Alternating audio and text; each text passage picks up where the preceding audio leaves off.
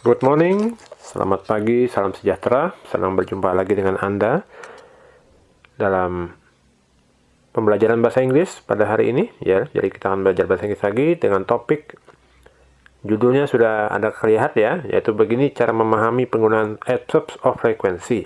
Nah, ini suatu tata bahasa ya, bagian dari tata bahasa dalam bahasa Inggris yang sebenarnya sederhana tapi memang suka membuat rancu atau suka membuat pusing ya peserta didik saya, terutama baik di jenjang SD, sekolah dasar atau SMP, SMA ataupun di perguruan tinggi. Jadi selama mengajar, pengalaman saya mengajar selama bertahun-tahun, kesulitan peserta didik ya, kebanyakan peserta didik menggunakan adverb of frequency ini sulit ya, bagi mereka ada kesulitan dan itu sangat nyata ya, seperti terlihat itu sangat nyata, dan sebabnya sepertinya sih ada beberapa hal, tapi yang saya lihat itu adverbs of frequency atau kata keterangan frekuensi ya. Jadi penyebabnya ya, 3 hal yang menyebabkan gagal paham dalam penggunaan adverb of frequency itu menurut saya ada 3. Jadi yang pertama, tidak memahami arti dari setiap kata keterangan frekuensi. Jadi yang jadi masalah ini masalah arti. Kadang-kadang yang justru saya herankan selama ini ya, dari dulu sampai sekarang, kok dengan semakin canggihnya teknologi kok tidak mencari ya arti-artinya di kamus. Kalau dulu saya masih pakai kamus ya, masih dulu internet belum seperti sekarang, jadi mengandalkan kamus. Dan kalau sekarang mungkin ya ada HP, smartphone, melihat di Google Terjemahan atau Google Translate, tapi mereka malah tanya sama saya kebanyakan. Jadi itulah yang jadi masalah. Jadi itulah yang jadi masalah. Yang sama itu kan tidak memahami arti ya dari setiap kata keterangan frekuensi. Dan yang kedua, tidak kurangnya pengetahuan akan presentasi setiap adverbs of frequency. Nanti akan kita bahas di sesudah ini ya, nanti ya, untuk penjelasan lebih rincinya. Dan yang ketiga, kurangnya praktik. Nah, ini bicara masalah praktik nih susah ya. Jadi karena seperti saya tahu ya, setiap buku pelajaran tuh ada, meskipun tidak semua juga ya, sebuah buku pelajaran ataupun buku tulis, di bawahnya bisa tertulis practice makes perfect. Jadi praktek menjadikan sempurna. Jadi banyak praktek, makanya akan banyak tahu apa yang menjadi landasan daripada bahasa Inggris ini. Termasuk juga mungkin ilmu-ilmu pengetahuan yang lain juga harus banyak praktiknya. Nah, oleh karena itu langsung saja ya. Jadi seperti judulnya tadi kan, bagaimana begini cara memahami penggunaan adverbs of frequency. Jadi ada 3 juga ya. Jadi kali masalahnya 3 hal yang menyebabkan gagal paham dalam penggunaan adverb of frequency. Nah, jadi sekarang 3 langkah juga disesuaikan dengan masalah tadi ya, yang harus ditempuh untuk memahami penggunaan adverbs of frequency. Apa saja itu? Ya, oke, kita langsung saja ya. Yang pertama yaitu ketahui arti dari setiap kata keterangan frekuensi sepenuhnya. Nah, tentu saja ini kalau bicara masalah arti ya, berarti kita harus mencari arti kata-katanya di kamus ya, bisa mencari di kamus dan juga bisa di internet juga. Dan kalau saya sih memang kalau di sekolah ya, biasanya saya memberikan langsung saya tulis di papan tulis. Kenapa? Karena tujuannya supaya fokus aja ya, memfokuskan materi ajarnya dan tidak ada yang ketinggalan satupun, mungkin yang kata-kata keterangan frekuensi tadi. Nah, untuk lebih jelasnya itu pertama diketahui dulu, tapi tidak cukup hanya diketahui saja ya. Nah, sekarang kita beralih ke nomor 2. Jadi yang langkah-langkah yang kedua, yang pertama sudah, sekarang langkah yang kedua itu pahami persentase dari setiap kata keterangan frekuensi. Nah, ini bicara masalah persentase, itu maksudnya bicara masalah sering atau tidaknya melakukan suatu kegiatan tertentu. Nah, ini yang kadang-kadang kita di Indonesia mungkin jarang kita gunakan.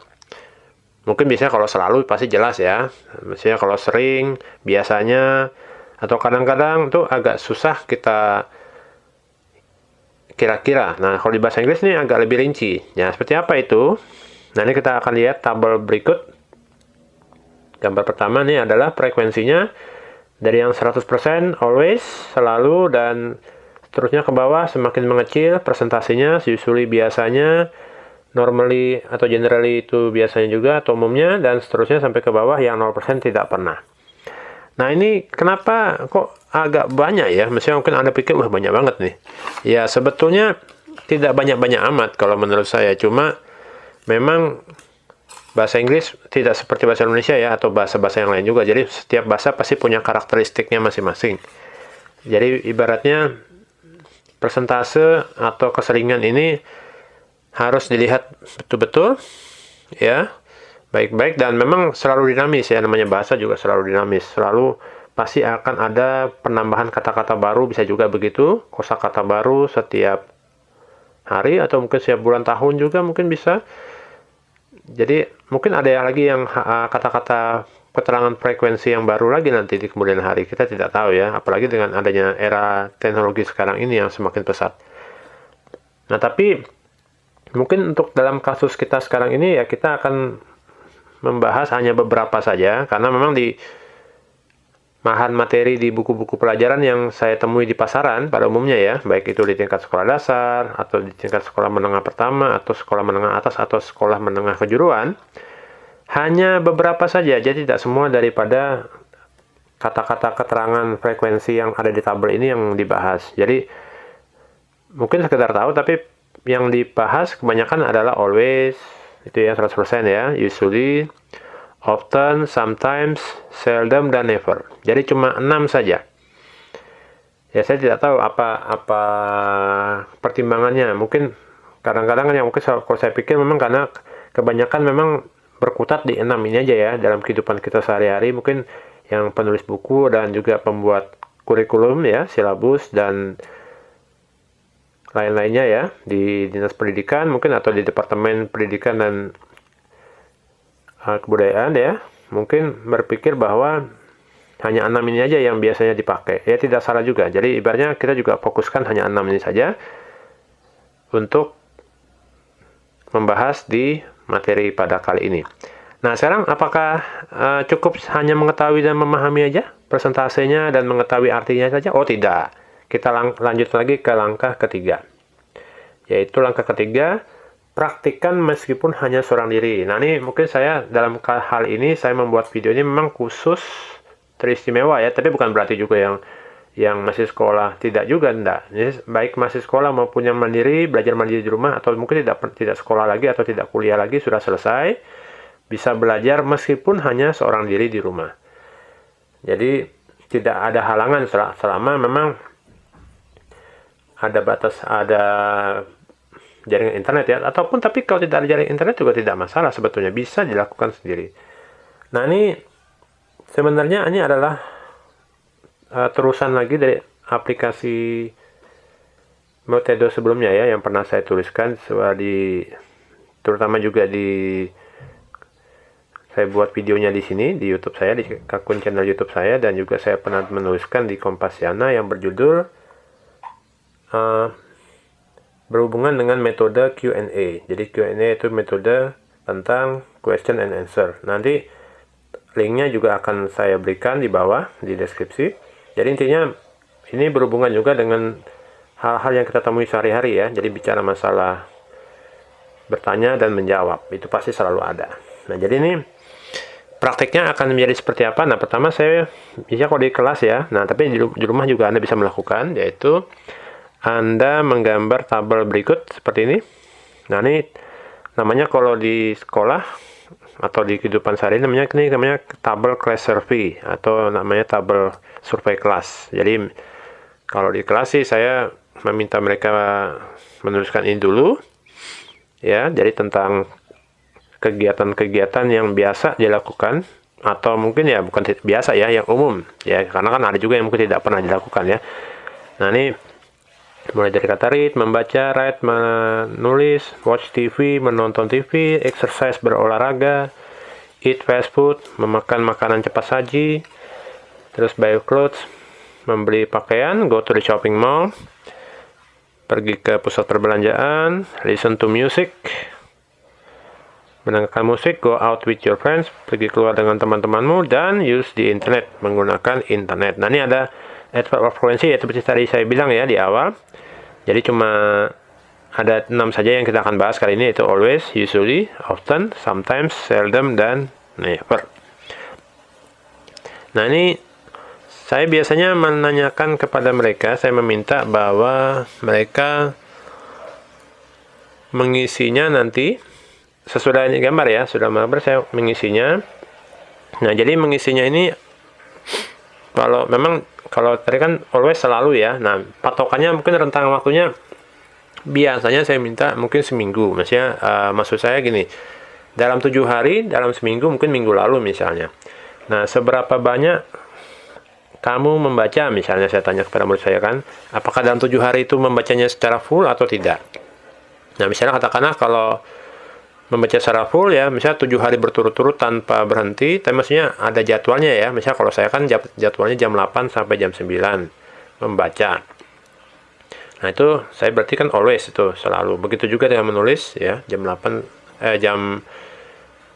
7 sampai jam 8 biasanya gitu saya menulis, atau bisa juga di pagi hari tergantung apakah saya kosong, atau di siang hari apakah saya ada waktu kosong, bisa juga. Nah, tapi saya pasti saya menyediakan waktu setiap hari menulis juga. Jadi tanpa bolong. Nah, kecuali mungkin beberapa kegiatan di situ, misalnya watch TV ya, saya jarang menonton TV ya, hampir tidak pernah malah dalam seminggu. Nah, itu juga jadi pertimbangan tertentu ya, atau mungkin ada juga yang sering atau kadang-kadang ya, tergantung. Nah, itu jadi dicentang. Nah, seperti ini contohnya dicentang, misalnya diisi. Nah, ini contoh saya ya. Jadi saya misalnya kalau saya membaca selalu dalam 7 hari dalam seminggu saya pasti membaca. Menulis juga begitu. Setiap hari ya, 7 hari dalam seminggu. Kalau saya menonton TV saya jarang ya. Jarang, hampir tidak pernah sebenarnya. Coba saya bilang ya jarang lah. Karena pernah juga saya menonton TV dalam seminggu tuh ada 1 atau 2 kali, tapi juga tidak terlalu lama.